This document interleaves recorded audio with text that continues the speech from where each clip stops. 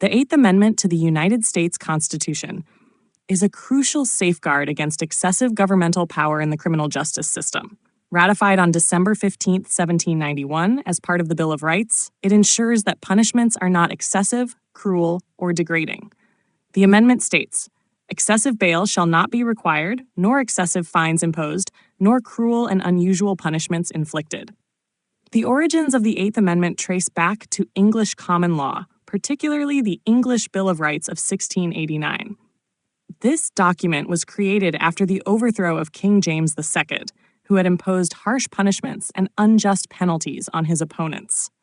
The English Bill of Rights sought to limit the monarchy's power by prohibiting excessive bail and cruel punishments, a concept that the American founding fathers later adopted.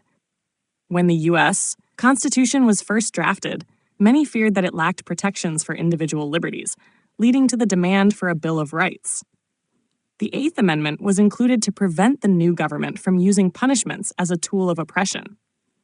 Inspired by Enlightenment philosophy, particularly the writings of Cesare Beccaria and John Locke, it was meant to ensure that justice remained fair and humane. Throughout American history, the interpretation of the Eighth Amendment has evolved significantly. Early on, courts applied it mainly to cases involving excessive fines and bail. However, over time, its cruel and unusual punishment clause became a focal point in major legal battles, particularly regarding capital punishment, prison conditions, and corporal punishment. One of the earliest landmark cases was Wilkerson, Utah, 1879, in which the Supreme Court ruled that execution by firing squad was not cruel and unusual. This set the stage for later debates over what constituted an unconstitutional form of punishment. As execution methods evolved, challenges arose over the electric chair, gas chamber, and lethal injection, with opponents arguing that some methods violated the Eighth Amendment's protections.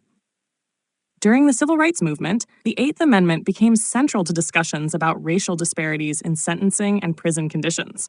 In Furman v. Georgia, 1972, the Supreme Court ruled that the death penalty, as applied at the time, was unconstitutional because it was administered in an arbitrary and discriminatory manner. This temporarily halted capital punishment until the court reinstated it in Gregg v. Georgia, 1976, with new guidelines to ensure fairness. Beyond capital punishment, the amendment has played a significant role in cases regarding prison conditions and treatment of inmates.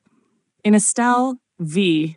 Gamble, 1976, the Supreme Court ruled that deliberate indifference to an inmate's medical needs constituted cruel and unusual punishment. Later, in Hudson v. McMillian, 1992, the court held that excessive force by prison guards violated the Eighth Amendment, even if the injuries were not severe. These cases reinforced the principle that the government has an obligation to ensure humane treatment for those in custody. The amendment has also been invoked in debates over juvenile sentencing. In Roper v. Simmons, 2005, the Supreme Court struck down the death penalty for juveniles, citing evolving societal standards. Similarly, in Graham v. Florida, 2010, and Miller v. Alabama, 2012, the court ruled that sentencing minors to life without parole for non-homicidal offenses was unconstitutional.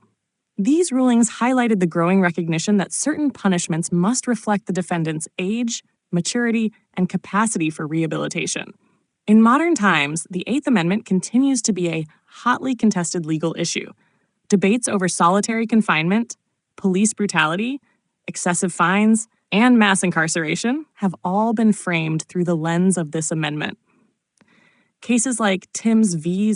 Indiana, 2019, reaffirmed that protections against excessive fines apply to state governments, ensuring that the amendment remains a powerful tool against government overreach. Despite centuries of interpretation, the Eighth Amendment remains a living part of constitutional law, adapting to changing societal norms and values. As new challenges arise, courts will continue to define what it means to protect individuals from cruel and unusual punishment, reinforcing the fundamental principle that justice must always be fair, humane, and free from oppression.